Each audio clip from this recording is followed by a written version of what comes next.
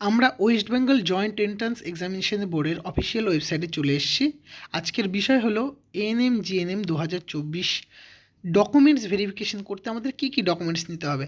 তার জন্য আমরা West Bengal joint entrance examination বোর্ডের এএনএম জিএনএম সেকশনে চলে যাব। এই এএনএম জিএনএম সেকশনে গেলে আমরা কারেন্ট ইভেন্টস অর্থাৎ এই যে নোটিশের সেকশন আছে সেখানে কাউন্সিলিং নোটিফিকেশন এএনএম জিএনএম 2024-এ ক্লিক করবে এবং এখান থেকে একটা পিডিএফ ডাউনলোড হবে। এই পিডিএফেই তোমাদের ডকুমেন্টস ভেরিফিকেশনের সমস্ত যা যা ডকুমেন্টস লাগবে সব কিছু বলে দেওয়া আছে। যেমন রেজিস্ট্রেশন কীভাবে করেছিলাম, চয়েস ফিলিং করেছিলাম, চয়েস লকিং করেছিলাম সেটাও বলেছে। 5.0 এখানে রাউন্ড 1 অ্যালটমেন্ট অর্থাৎ যেটা রাউন্ড 1 অ্যালটমেন্ট লেটারটা রিসেন্টলি তোমরা পেয়েছো। 5.1-এ ডকুমেন্টস ভেরিফিকেশন, যেটা আজকের আমাদের আলোচনার বিষয়। ডকুমেন্টস ভেরিফিকেশন এখানে কী কী ডকুমেন্টস নিয়ে যেতে হবে তার জন্য 5.1-এর নাম্বারে বলেছে candidates must carry following documents in original and one self attested copy of each, অর্থাৎ তোমাদের সমস্ত অরিজিনাল ডকুমেন্টস নিয়ে যেতেই হবে এবং সাথে একটি জেরক্স কপি সেলফ অ্যাটেস্টেড হতে হবে। এখানে নিয়ে যেতে বলেছে সমস্ত ক্যান্ডিডেটদের সিট অ্যালটমেন্ট লেটার, অর্থাৎ 1 নম্বরে তোমাদের কী নিয়ে যেতে হবে, সিট অ্যালটমেন্ট লেটার। 2 নম্বরে র্যাঙ্ক কার্ড, যেটা তোমরা আগেই ডাউনলোড করেছো। 3 নম্বরে বলেছে ক্লাস 10th অ্যাডমিট কার্ড, অর্থাৎ বার্থ সার্টিফিকেট হতেই পারে। 4 নম্বরে বলেছে ক্লাস 12 মার্কশিট।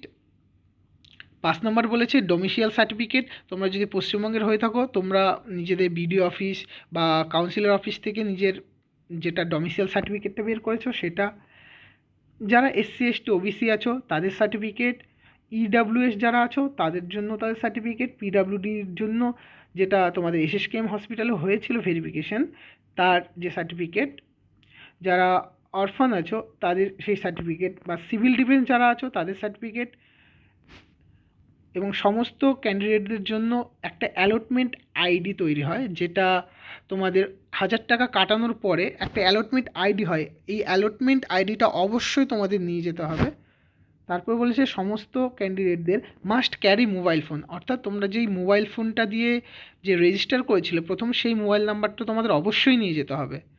তারপরে বলেছে আন্ডারটেকেন ফর্ম, যেটা অ্যানেক্সাস 1-এ আছে, আন্ডারটেকেন ফর্ম তোমাদের নিয়ে যেতে হবে।